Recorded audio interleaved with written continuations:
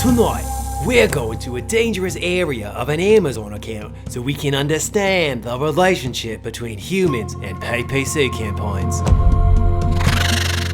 Crikey! Take a look at this. We're face to face with a hard-hitting predator. And oh boy, this keyword means business. Its toxic venom can lead to hundreds of clicks without conversion. One bite, and it can leave you paralyzed with high ACAS for weeks. Now, these predators won't be mucking with us. We've got the biggest predator on our side, the ad badger. Oi, easy boy. And we're here to help you tame these beasts in the jungles of Amazon PPC. What's going on, Badger Nation? It's Mike and Steven, and you're listening to the PPC Den podcast, the world's first Amazon advertising podcast, and your source for all the tips, tricks, and optimization strategies you need to grow your Amazon ads. And you can join thousands of listeners and get bonus content at adbadger.com/podcasts. What's going on, everybody out there in Badger Nation? It is Mike here, joined by my co-host Steven. How are you doing today on this beautiful summer day? I'm doing well. My plant in the background is not doing well. Rest in peace. It is much thinner than it was. I feel like it wasn't too many episodes ago that I got these plants in my room, and they're that one's okay. That one's dead. I'm not a good plant dad. I let everyone down. I'm sorry. This is tough. Watching this podcast is like watching the death of a beautiful plant, once beautiful plant. Yeah. We'll just replace it. I want to give a quick shout out to K98 Man over on Apple Podcasts, dropping a review for us, the source for Amazon advertising. I listen to a lot of podcasts on e-commerce, and this one is one of the best. They make learning Amazon PPC fun. I highly recommend listening. Thank you so much, K98 Man, wherever you are. I wonder where J99 Man is. Wait, do you think it's saying like K9 ate a man? Like a dog ate a man? Whoa, you think he's trying to tell us something? I think it's a warning. Or not a warning, but a hidden message. Hidden messages, warnings, fears, worries, doubts, uncertainty. We are going to be digging into all of those in Amazon PPC. Steven, today's topic is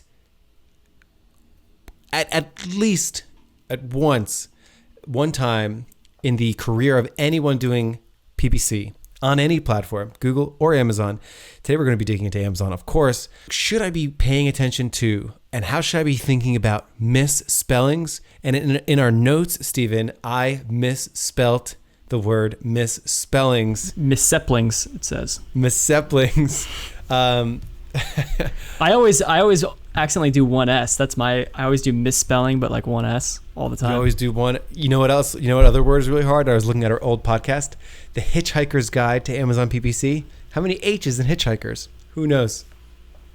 Oh yeah, this is two. That's one word, right? You got two H's side by side. That's weird. Wait. I'm gonna go one word. Yeah, exactly. One word, two H's side by side. Hitchhiker. It's bizarre, and I think really the strange thing here is it's not clear. And it's changed over time, and anyone doing PPC really does kind of need to know how this works. So this might be a little bit lighter of a topic for you. However, it definitely helps in your understanding of Amazon PPC because it is important to understand how this machine behaves, because when you know how it behaves, you know where to spend your time and you know what not to spend your time on. So for me, it's more about I want to be able to control my ads, plain and simple. When you're bidding on a word, if you're bidding on mason jars, you want to show up for mason jars. You don't want to show up for mason jar lids, and you don't want to show up for history of the Masons, whatever it might be.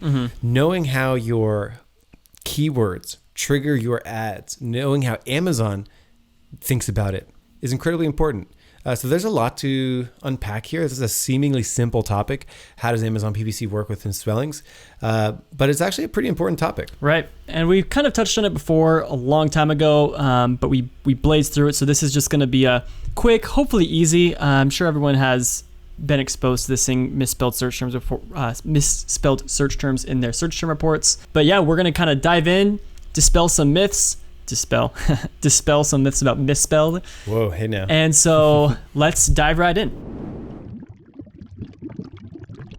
Alrighty, so here is the big thing. Exact, phrase, broad. We all know what those are. If you do not, if you are completely new to Amazon PPC and you don't know what exact, phrase, and broad are, be sure to search on our blog. We'll link in the notes for a place where you can go learn more about those terms. But essentially, those things, particularly the biggest one is exact. When we bid on exact, a lot of people think you're only going to show up for that exact term. And unfortunately, exact doesn't necessarily mean exact. It's exact-ish match. Exact-ish. That's right. And you know what's really interesting is that, I've been doing PPC for almost 10 years now. And what's crazy about it is I remember a time on Google Ads where exact really did mean exact. And then one time they're just like, you know what? We're going to turn it to exact-ish. Now, they didn't use those words specifically. Yeah. They're correct. They're like, guess what? Exact now is also going to include all these other things. And people were really up in arms. But the reason they did it was because, listen, people misspell things all the time. Like, don't you want to show up for those when people are intending to search for something? That was their logic. Amazon followed suit. No surprise. It's this sort of really interesting thing. Google actually operates a little differently, which we'll talk to when we talk about negative keywords, because negative exact behaves differently over there.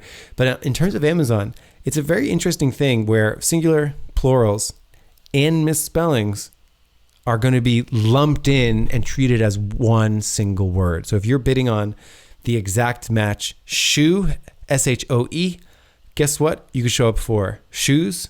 You could show up for shoes with a Z at the end of it. You could show up for SHEO. So you can't show up for misspellings. And I think that is a pretty important first principle to pay attention to, that exact match, you can actually show up for singulars, plurals, variations, misspellings. And, for a situation like shoes, it's not really going to matter if, the singular plural variations are probably not going to change between running shoe and running shoes. Because even if someone's searching for running shoe, they obviously want a pair of shoes. They're not trying to buy just the left shoe. You never know. You never know, I guess. I guess not everybody has 2 feet. So maybe someone does just want to buy one shoe. Mm-hmm. But you might, say you're selling something like, I don't know, like a cutting board or something. Mm-hmm. There might be a difference between people looking for cutting boards versus cutting board, because people searching for cutting boards might be looking for a set, a few different sizes. And so you may want to have, say you have a singular variation of your cutting board product, and you've got another one that is a set. You might want those to have 2 different bids based on those 2 different keywords, because you kind of anticipate a different kind of audience, a different kind of purchasing behavior. Unfortunately, you can't do that anymore since Amazon got rid of the exact means exact, or what we could say true exact match, and moved over to this kinda exact match type. And that's actually a big issue. Like, there's times where people get stuck between it's not the worst place to be in. If you're selling one cutting board and you're appearing for cutting boards, it's not ideal because people could be searching for a set. That's a really good example. So it's this kind of strange spot that searching and bidding are out of equilibrium, where it's like, I want to just appear for cutting board. Why am I showing up for cutting boards? I only sell one. Yeah. So it can be difficult. To add to that difficulty, if somebody is searching cutting boards, do they just want to look at a lot of different kinds of cutting boards, or are they actually eager to buy a 3-pack? Right. Maybe they're just saying, I just want to see cutting boards so that I can pick one. For sure. I would like to decide. Still, I would like to pick what I appear for. Be in control. So it's for sure. Definitely frustrating. Another thing that is included in exact, so not just singular, plural variations, not only misspellings are included, but they also include different variations in a search term that include, definite or indefinite articles, such as that's the same article, just pronounced differently. An, and the. So if you are bidding on the keyword Lord of the Rings, the search term The Lord of the Rings could still qualify. Lord of a Ring. Yeah, Lord of a Ring. Yeah, you could literally, so under these rules, you could have Lord Ring, and you could get the Lord of the Rings. That would actually be interesting to see that actually happen. But I mean, that does fall under, like, because there's the singular plural variation going from ring to rings, and then you've got some conjunctions and articles and prepositions and everything that are included. Another thing that we've seen be included are, for anyone going back to grammar school of, I think, like, I don't know if it was like third grade or junior high, but we all learned the acronym FANBOYS for conjunctions, which is for, and, nor, but, or, yet, so. See, I paid attention in school. I've never heard that before in my life. I remember that in PEMDAS, parentheses, exponents, multiplication, division for math. There you go. But yeah, so if you're doing something like, if you have jump rope kids, you could get jump rope for kids. So all that is going to play into effect. And honestly, even though it'd be nice to have control over all these things, in my opinion, it is nice. It's nice to not have to worry about, well, I think two things happened. One, I don't need to worry about generating hundreds and hundreds of different keywords to pick up on all of the possible variations that could happen. So that's nice, number one. Number two, it consolidates the data. Because someone looking for jump rope kid versus jump rope for kid versus jump rope for kids, they're all likely going to be having the same search intent. And so it's nice to consolidate all of that data on one keyword so that you can have, because more data is your friend. The more data you have, the more confidence you have in optimizing your bids, even setting negative keywords, I mean. So I like that it does consolidate it. To me, it makes the job a little bit easier, although it would be nice to have the option to separate out, like to have like a true exact option in case if you really did only want to have the singular or the plural as a certain keyword. Exactly. So there are some times where this is maybe less than ideal, and there's times where it's actually helpful. As a quick aside, it is worth mentioning too, for your broad and your phrase, the same thing happens. So when you're targeting running, shoes, phrase, you're also going to be included, for lots of different phrases like men's running shoes, and even when the word men's is misspelled improperly. So that's the way that it works. We do not have true exact match. Now, the key is and this is where Google and Amazon do diverge. Google still has true negative exact, meaning if you are bidding on cutting boards and you want to appear for and you want to block cutting board, you can add a negative exact cutting board and it would block just that specific thing. Amazon does not operate that way, which is super unfortunate, because if you were to block negative exact cutting board, you would also be blocking cutting boards. So the same exact-ish also applies to negative keywords, which I think is immensely unfortunate. But you absolutely have to know that if you are looking through your search term, you're bidding on cutting board, you don't want to appear for cutting boards, and you go and you block one of them, you will be blocking both of them. Yeah, and which is a big deal. Yeah, we tried this strategy because we had two singular keyword campaigns running, one plural, one singular, and we tried to add the plural variation as a negative to the singular campaign and the singular variation as a negative to the plural campaign, and just to test, because we were trying to see if it would just, because they were both getting impressions for both search terms, and sure enough, when we added those negatives, they both stopped getting all impressions entirely. So that just confirmed it for us. So yeah, so that's a bummer. So I mean, in that instance, what we ultimately ended up deciding is that it doesn't make sense to have two separate campaigns, again, diluting the data across two different keywords, two different campaigns with two different placement settings. When both campaigns are getting impressions for both the singular and the plural version of the search term. So we just paused the one that had a little bit less data on it and just, moved everything over to the other campaign. Exactly. So it's absolutely worth knowing. Like, I would say it's more important to know how the negatives behave, because negative phrase and negative exact are going to block close variants and misspellings. I almost, in some regards, it's almost more important to know how the negatives behave than the positive keywords, because you really need to think, are there going to be close plurals, variants that I might be inadvertently blocking? So that's a big deal. Do you ever wonder why there's no such thing as negative broad? It would just do the same as negative phrase. Well, I mean, like, what if you had running shoes, but you also wanted to block shoes running, which broad would allow for? Mm-hmm. Right. Because if someone typed in shoes for running, that would still qualify under a negative phrase of running shoes. Amazon makes some funky choices. Does Google have negative broad? They do, but it behaves just like negative phrase. The exact same? Broad in Google operates like broad in sponsored brands. Gotcha. Okay, I see what you're saying.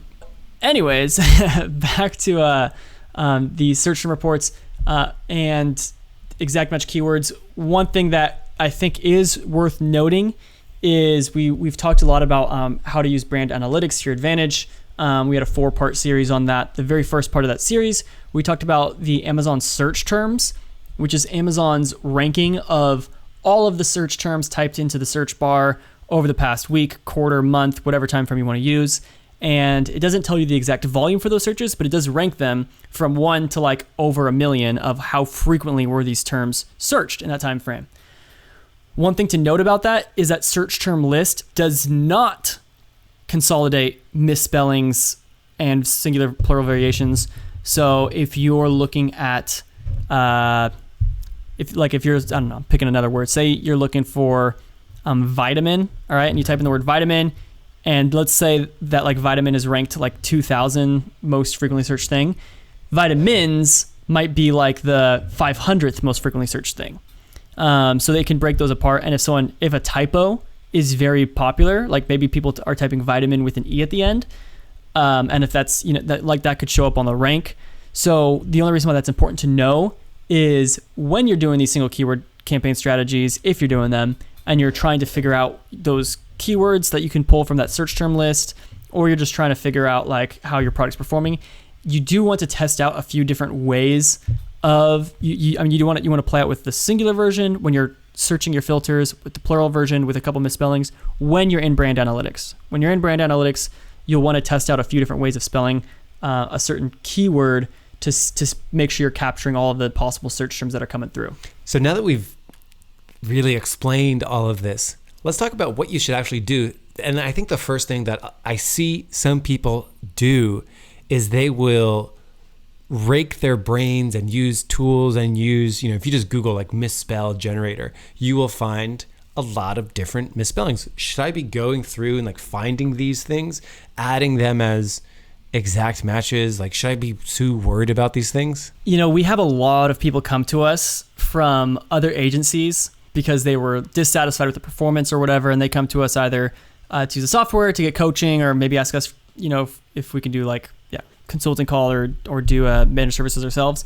And I can't tell you how many times when we get access to an account to do like an audit for them or something, I so frequently see from whoever the previous agencies happen to be, like entire campaigns dedicated to misspelled words. Like that'll be in the campaign title, like misspellings. And it's such an archaic strategy because that hasn't been the case since like 2016. And so I'm wondering, like, why are people still on this strategy? Like, do you not see in your search term reports that like all of the different variations for your exact match keyword that you're getting? Like, there was a time when there was value for having misspelled keyword generators. Yeah, worth using them back then.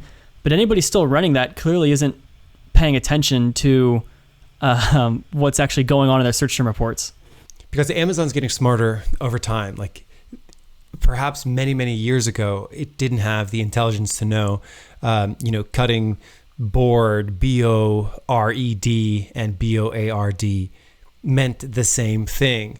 However, now, I made some searches earlier today. I typed in running shoes with a Z. It autocorrected to running shoes. There wasn't even an option to search instead for running shoes with a Z. And I searched moleskin notebooks and I butchered the spelling of it. And lo and behold, it autocorrected it for me, moleskin notebooks, and it didn't even bother giving me the option, like, did you mean what this other thing instead? Now, what's interesting is you still see some searches where it says, did you mean to search the other thing? Did you mean to search your actual misspelling?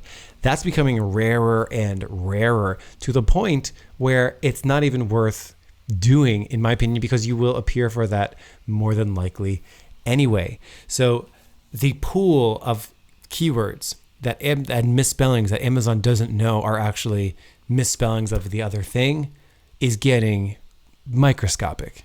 Mm-hmm. And it's not worth doing much about it. It's definitely worth knowing how it operates, and definitely worth going through and understanding how exact and negative phrase all behave, so that you're not making improper decisions like adding a negative exact for your singular because you want to appear only for the plural and then end up blocking both. You definitely need to know that, but you do not need to rake your brain over, let me Google like misspellings for the word notebook. Like, you don't need to do that anymore. Right. I mean, yeah, there are still brands selling these products, these these misspelled keyword generators. Don't waste your money on that. You don't need it. Amazon's got you covered. PPC is stressful enough without having to worry about this too. Yeah, I mean, relax that, Amazon's going to cover all your misspelled variations, your singular plural variations. I really hope Amazon gives us the opportunity to opt out of that in the future if we want. That, like, hey, if you want to have a true exact match, that you can do, kind of like with modified broad match, you had a plus sign in front of the keyword. That'd be cool if they could give us like a modified exact match or something like that. That would be really cool. I'd love to see that happen. But in the meantime, major takeaway for you guys is to just understand how exact match really works. And the same goes for phrase and broad. If you have a phrase match keyword and it's misspelled or singular plural variations, like all that still applies. So just in summary, what you should do with this, feel free to consolidate your keywords if you want to. You don't need to have all these different misspelled variations. You don't need to have singular plural variations. If you are doing a single keyword campaign strategy, you can consolidate that as well into fewer campaigns, which should hopefully make management a little bit easier on you, and also give more data to your fingertips so you can have more confidence when making optimization decisions. And lastly, don't feel like you need to get any keyword generators that generate a ton of misspellings for you. It's not necessary, and you're going to be just fine out there. That is right. So, and it's actually pretty funny. Like, when you do search misspelling tool, and funny enough, I misspelled misspelling when I searched it again. Like, these existed for forever. Like old, like down the line, like people made these for Google. People made them for SEO, which I'm actually not sure how it impacts like Google SEO. Yeah. But for the most part, don't really need to worry about it on Amazon PPC. And I think that is our show. Thank you so much, everyone, for listening. We've got some great episodes planned for you over the next 2 weeks. We are going to be diving in deep to demand-side platform, the demand-side platform, part 2. We did part 1 a few weeks ago. Steven's going to get mad at me if I don't say the DSP. I'm not going to get mad at you, but Amazon reps will. And as well, we have another episode coming up in the next few weeks on a new product launch strategy that we heard on LinkedIn, where you can add us as friends, because we're going to start using LinkedIn more. Michael Erickson Fasheen, Stephen Knock, Stephen with a PH. PH. We'd love to connect with you guys, engage with you guys. Shoot us a DM. We'll hit you back. Yes, and have a good one, everyone. We will see you next week on the pod. Have a good one.